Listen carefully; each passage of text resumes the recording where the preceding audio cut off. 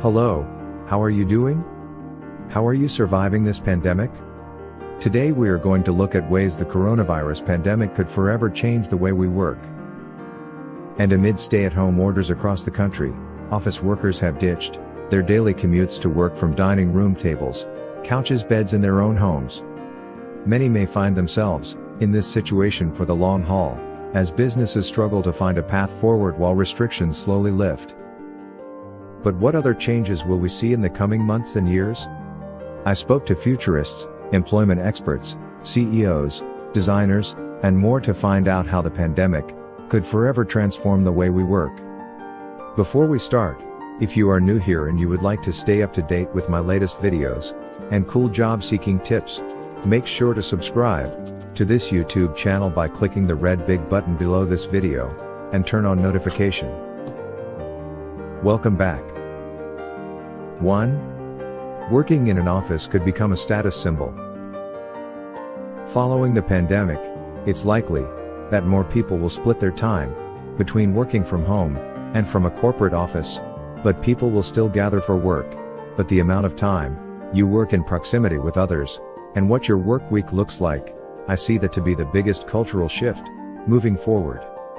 With more people working remotely, companies may open regional hubs or provide access to co-working spaces wherever their workers are concentrated, rather than have the majority of their workforce at one central office.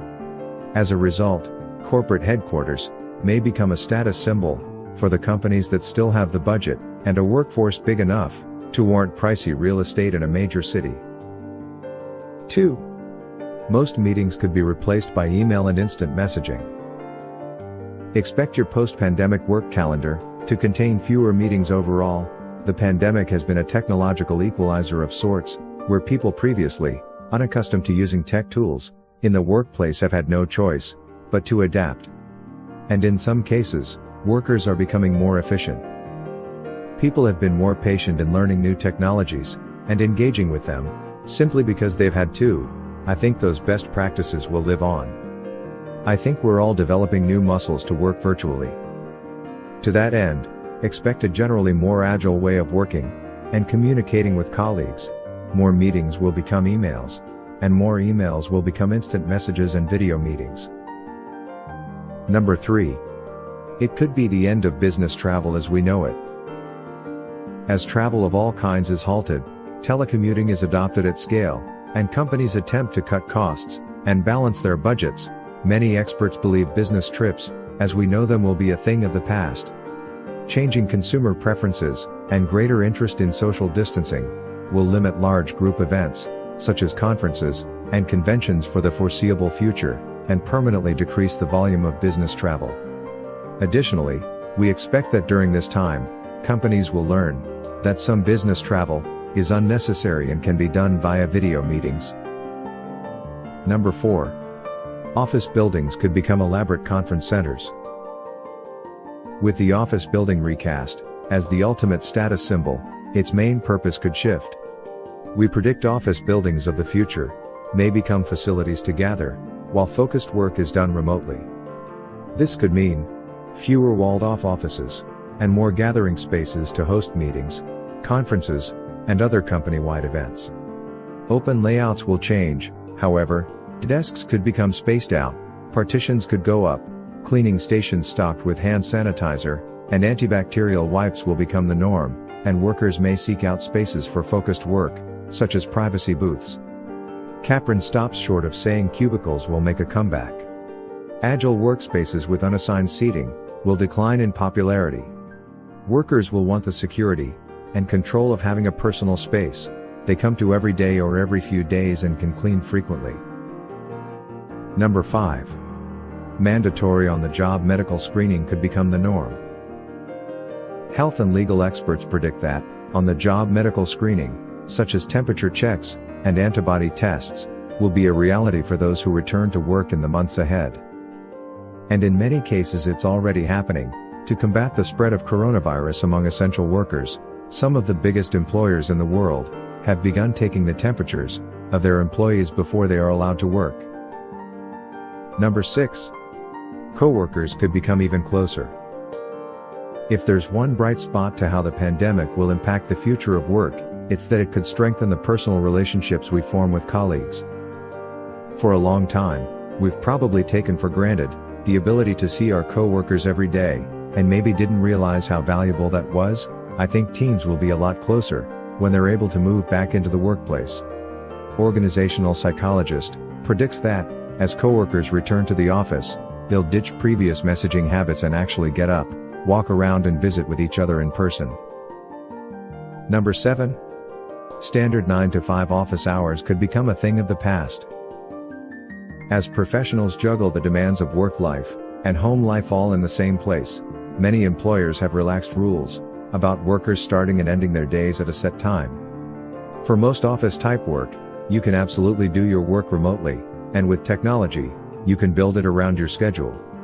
To maintain a sense of structure, employers will have to set expectations for when they need everyone in the office, or online for staff meetings and other team activities. Additionally, in order to create a balance between work time and personal time, employees and managers will have to work closely together to ensure that no one is feeling pressured to respond to emails and messages at all hours of the day. Number 8. The workplace could become more equitable for women. With many workplaces now being forced to operate remotely, long-term flexibility could be here to stay, allowing more women to remain in the workforce while balancing home and work life. This change in workplace structure could have a huge impact on women, as they are more likely than men to adjust their careers for family. In fact, roughly 31% of women who took a career break after having kids said they didn't want to but had to because of a lack of employer flexibility. This break can easily cost women tens of thousands of dollars when lost wages, future wage growth, and lost retirement and social security contributions are added up. A more flexible work culture could also create more equity at home, as both men and women are able to spend quality time with their families. Number 9. Middle management positions could be cut forever. In the months and years ahead, we could continue to see a hollowing out of middle management.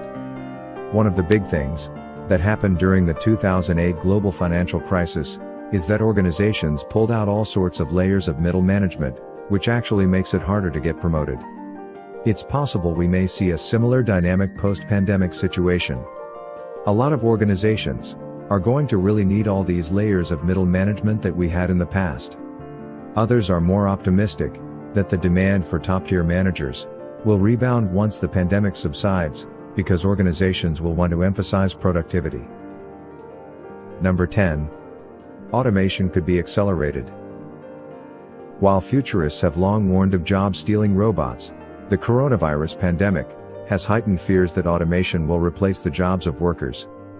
Because of social distancing measures, many organizations, from restaurants to retailers, have been forced to find ways to operate with as few employees physically present as possible. An added bonus, robots and algorithms can't get sick. Adding that out-of-work person may need to develop new skills in order to find new jobs. What we're seeing is this significant need for massive upskilling and retraining, especially for workers who have been laid off. For years, companies have been working toward automating repetitive jobs through algorithms that can complete administrative tasks, robots that can streamline manufacturing, and drones that can deliver goods. And researchers have found that this kind of automation is more quickly adopted during economic downturns. Companies are going to be going digital much faster. They're going to be automating much faster. And in that context, are we looking at mass unemployment? Before we end, if you are new here and you would like to stay up to date with my latest videos and cool job-seeking tips, make sure to subscribe to this YouTube channel by clicking the red big button below this video and turn on notification. Thank you for watching.